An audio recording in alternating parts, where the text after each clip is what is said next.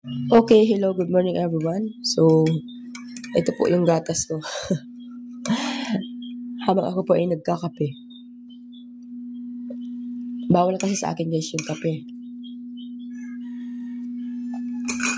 Okay, still po tayo ng Laguna.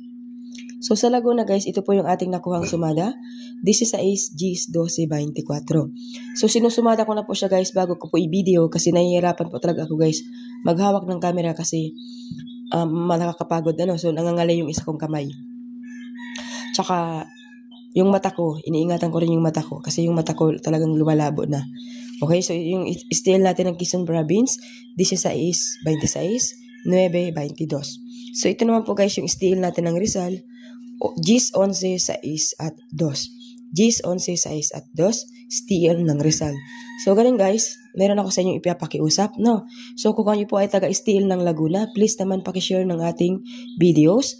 So yun lang po guys ang hinihiling ko sa inyo. Sana naman po ay meron, So style ng Quezon Province, kung kayo po ay taga-province, pakishare naman po ng ating videos.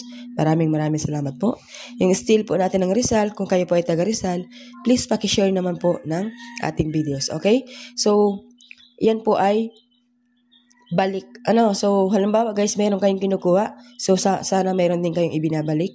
At mayroon pong darating yan sa inyo na blessings kapag tayo po ay marunong bumalik ng ating kinukuha. So kinukuha natin yung sumada at tinatayaan na pwedeng makatulong ito sa inyo. Okay? Good luck everyone. Have a nice day.